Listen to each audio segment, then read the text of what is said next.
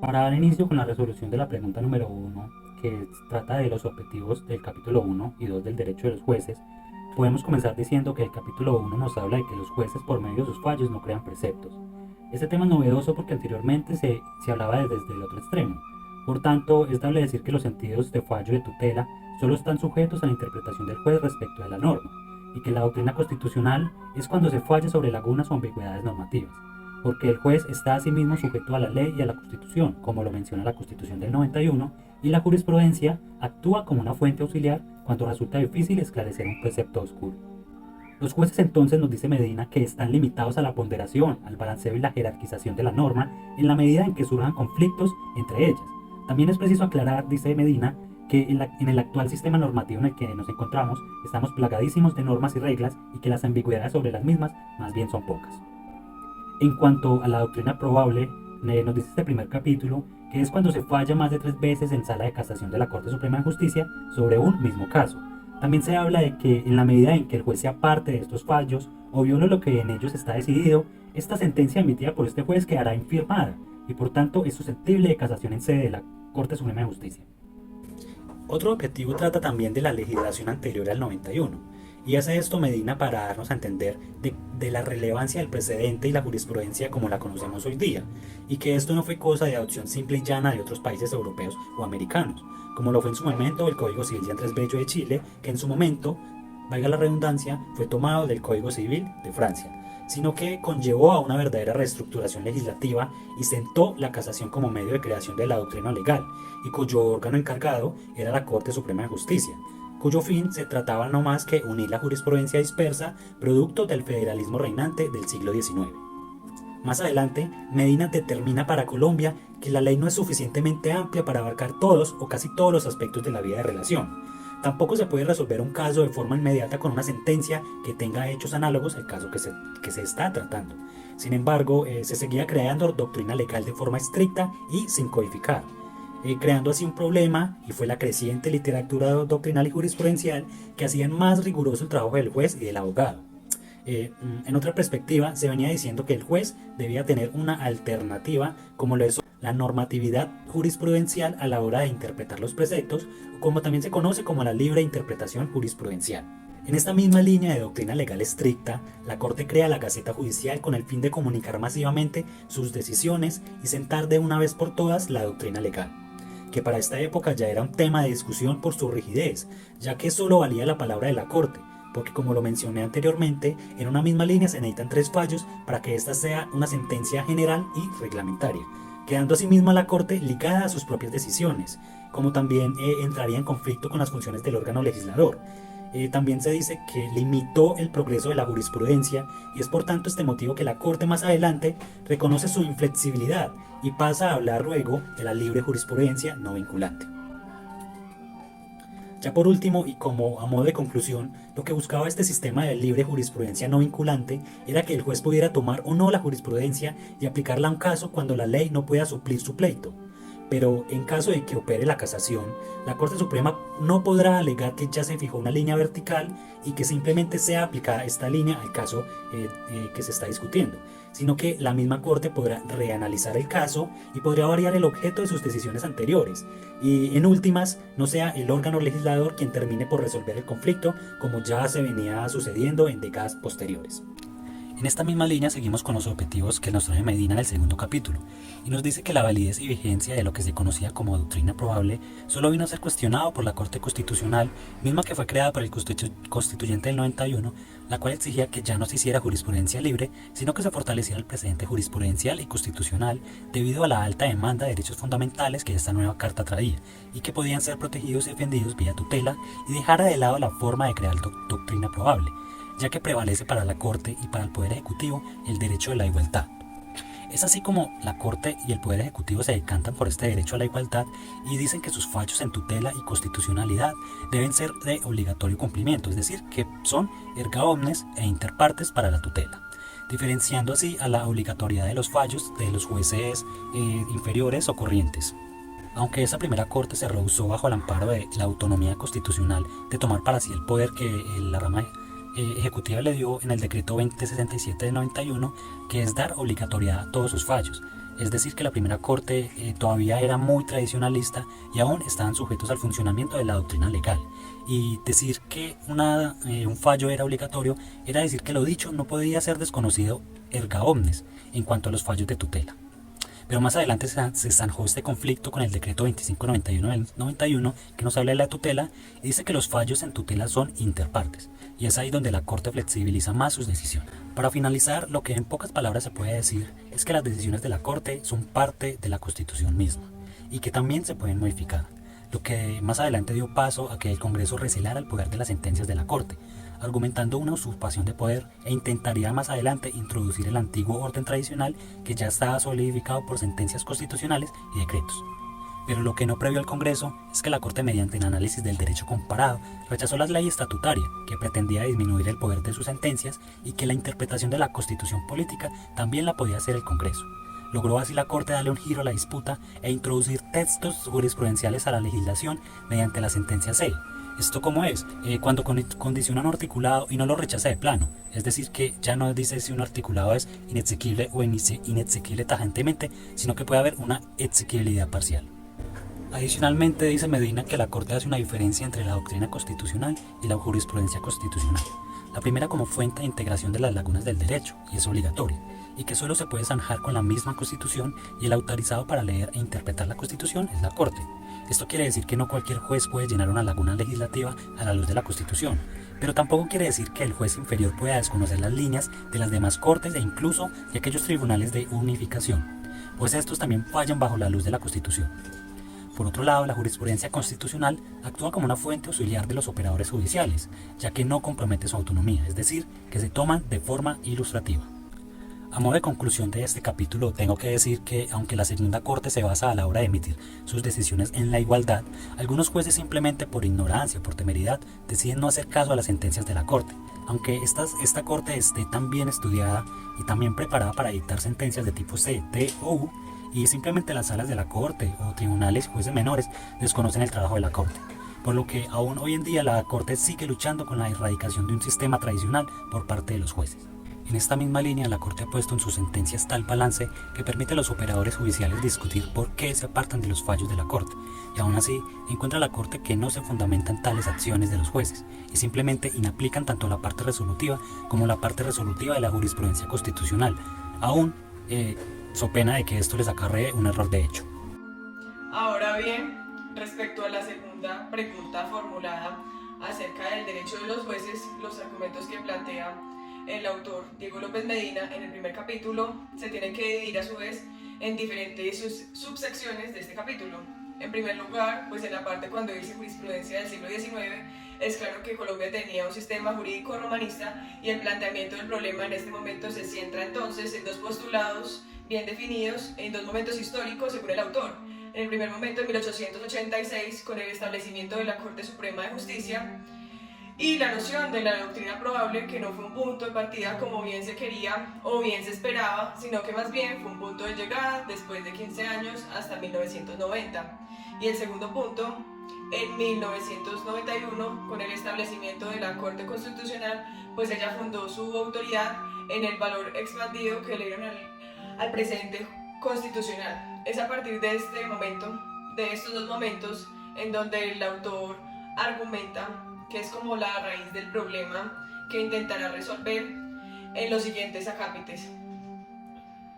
Por otra parte, en el segundo lugar tenemos el establecimiento de la doctrina probable, de la doctrina legal, perdón, y pues en este momento nos podemos remitir a lo que era la Constitución de 1886, que pues el Estado se fundó como una república unitaria y en este sentido tenía que expedir leyes para esta república. Entonces los antecedentes y el argumento que trae el autor en este acápite es precisamente la recopilación que se tiene en un primer momento del Código Civil que se toma de Chile y este a su vez se toma del Código de Napoleón de 1804, el Código francés. Sin embargo, pues estos códigos en sus entrañas relacionan un punto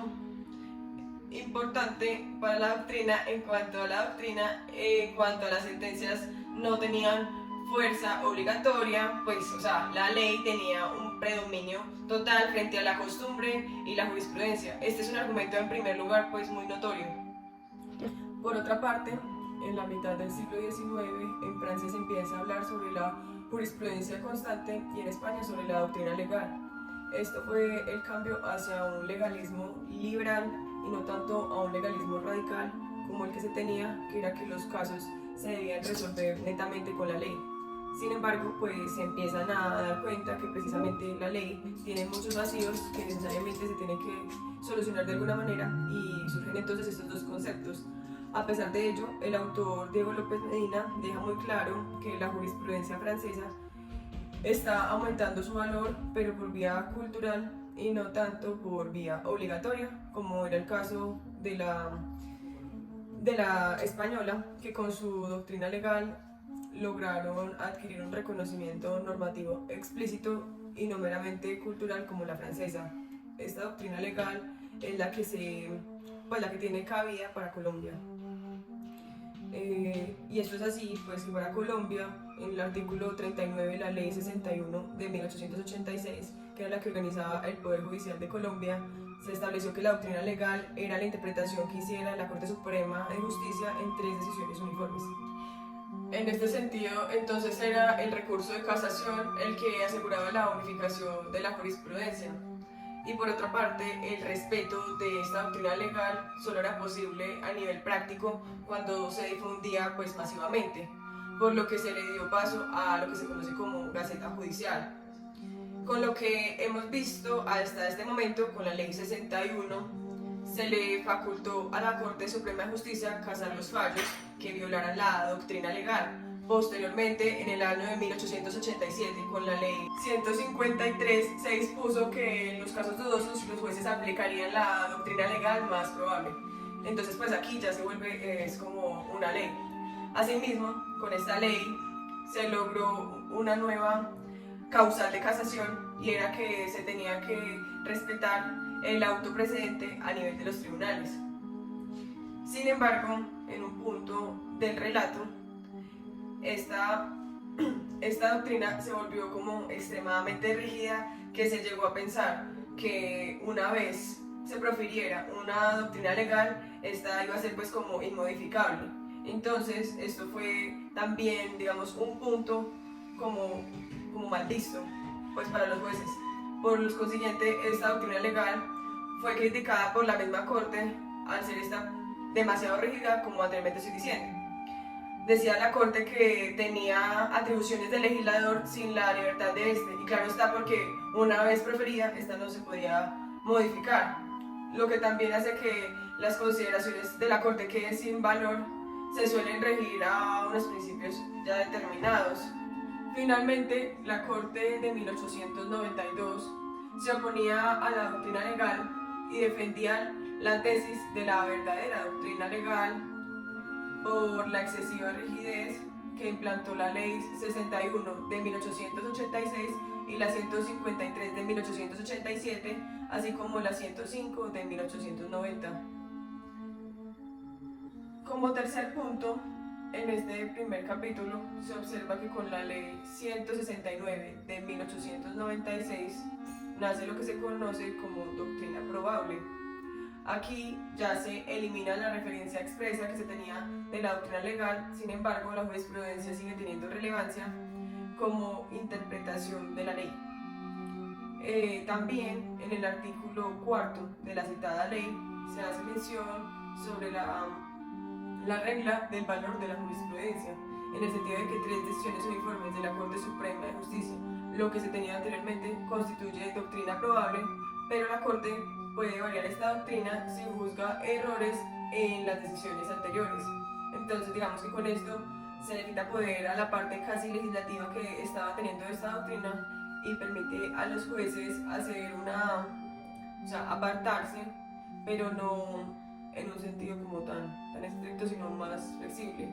Como ya no era tan rígida, esto hizo que se consideraba el artículo 4 como un sistema de libre jurisprudencia. Luego, el artículo 371 de la Ley 105 de 1890 agravó el sistema de la doctrina legal porque concedía el derecho de interponer el recurso de casación contra sentencias violatorias de la doctrina legal. Más tarde, en 1896, el Congreso reformó el artículo 4 de la ley estudiada, la 169 de 1896, y esto hizo que, digamos, en una forma se restableciera la libertad de los jueces y lo anterior, la doctrina legal, quedara totalmente suprimida. Siguiendo con los argumentos, se tiene pues de que los procedimientos discursivos en el razonamiento jurídico no están determinados únicamente por el derecho positivo, sino que también incluyen unas actitudes, expectativas, identidades e imaginarios de estos operarios jurídicos. Asimismo, las normas pues de los decretos que regulan los efectos de los fallos de la Corte Constitucional exceden su competencia y pues su argumento jurídico lo clasifican algo débil. También el autor resalta de que el razonamiento jurídico no espera a que las normas jurídicas lo regulen, sino que también está influenciado por nuevas concepciones teóricas y lo enfoca más que todo por una necesidad social, en lo que él se argumenta. También habla de que el sistema de fuentes y los métodos de interpretación e integración del derecho no pueden ser normados o reglados, ya que pues, las percepciones cambiantes del derecho se renuevan frecuentemente. También otro de los argumentos que se resaltan hablan del decreto 2067 del 91, dice que la Corte Constitucional ha tenido disensos internos sobre la auxiliaridad de los fallos judiciales y pues han adoptado unas interpretaciones restrictivas y de unas inexequibilidades de ciertos artículos en este decreto que fundamentaban las prácticas presidenciales. Asimismo, hacen mención o argumentan de que existe una falacia positiva al asumir de que el sistema de fuentes y la interpretación e integración del derecho pues están reglados y están normados, como lo mencioné anteriormente, ya que pues esto corresponde a unas reglas positivas que la ley misma da sobre su valor, su jerarquía y pues la función que juega. También la Corte Constitucional ha desarrollado sus ideas a través de un proceso de contraste y conciliación entre posiciones o bloques, lo cual pues, le ha permitido una mayor audacia a la interpretación de las normas. También dice pues, de que la doctrina constitucional enunciada por la Corte tiene un carácter obligatorio para las autoridades en casos similares que amenacen vulnerar la intimidad de las personas. Esto también lo hace mucha mención como en la libertad informática de las personas. Así pues de que pues en estos capítulos se centra en resaltar la crucial importancia del papel del juez en la sociedad, destacando pues su capacidad para proteger esos derechos fundamentales de las personas. También argumenta pues el papel del juez, que es esencial en una sociedad democrática, ya que pues se deben garantizar derechos de los ciudadanos, manteniendo pues la imparcialidad e independencia de los poderes políticos y económicos. Además también se subraya sobre los jueces, pues tienen que ser altamente capacitados y éticamente comprometidos para tomar unas decisiones justas y equitativas. Asimismo, pues resalta la responsabilidad del juez en promover pues, justicia social y mejorar un sistema jurídico enfocado a la sociedad. Bueno, también se enfatiza sobre esa justicia constitucional, dándole una importancia a una sociedad democrática. Se sostiene pues, de que la capacidad de los jueces para controlar la constitucionalidad de las leyes y pues digamos actos que se hacen es fundamental para proteger los derechos fundamentales de los ciudadanos. Retomando entonces a modo de conclusiones del autor, podemos inferir que dentro de sus postulados estos mismos no pretenden extinguir el debate ubicándose en alguno de los extremos doctrinarios. Más bien nos invita a descubrir las justas y razonables proporciones que permitan encontrar un equilibrio entre la estructura y la flexibilidad, entre el formalismo y el antiformalismo. Esto facilitando de paso el posicionamiento del valor constitucional que precisamente echan de menos los críticos del denominado derecho judicial. Adicional a esto, pues podemos vislumbrar que se dan algunos de los matices que son necesarios para los temas de análisis jurisprudencial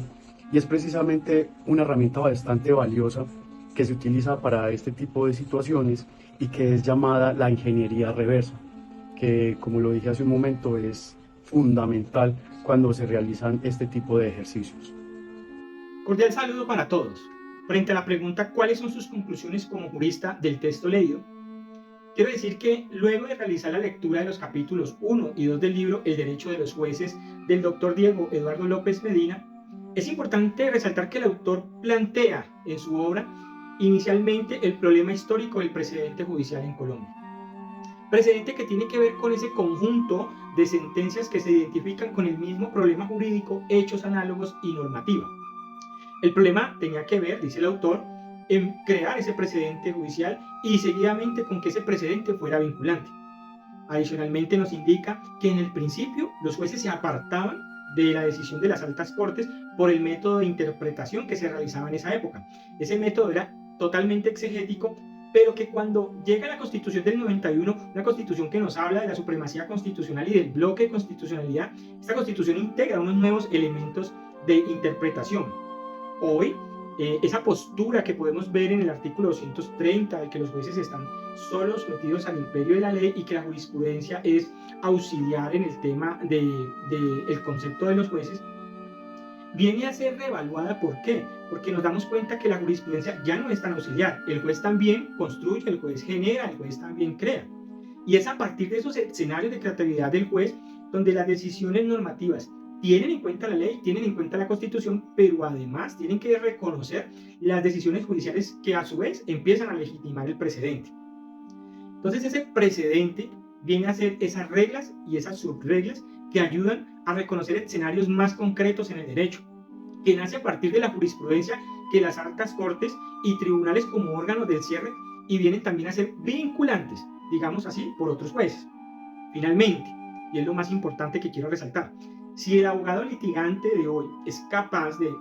invocar el precedente judicial en su demanda o en su contestación, básicamente lo que está haciendo es arrinconando al juez, diciéndole: usted me tiene que fallar de esta forma. Se convierte entonces en el precedente en una herramienta importantísima, vital en el ejercicio del derecho para el abogado. Ahora bien, esa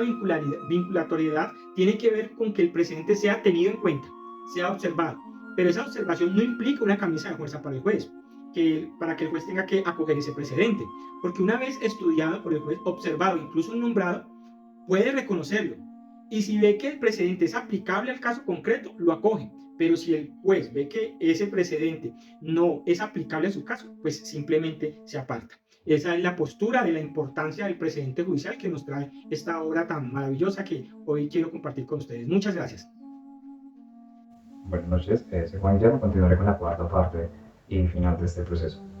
Resaltando lo que dijo mi compañero anteriormente y teniendo en cuenta lo anteriormente expuesto por mi compañero, entonces se va a resaltar que en el primer capítulo se toma la doctrina probable como solo un medio auxiliar, sin realmente una relevancia importante en el desarrollo de la justicia colombiana, en correlación directamente con otros países. Sin embargo, en el segundo capítulo vemos como la jurisprudencia va tomando un carácter de doctrina probable como fuente auxiliar obligatoria, es decir, que aunque el avance no es el esperado realmente, sí hay una modificación. Todo esto porque si bien se logra que ya se dé un carácter obligatorio de su estudio para las decisiones judiciales, esta sigue reflejándose como una fuente nada más auxiliar. Es por este motivo que deseamos reflejar realmente la importancia en la actualidad que marca el uso y la aplicación de la jurisprudencia,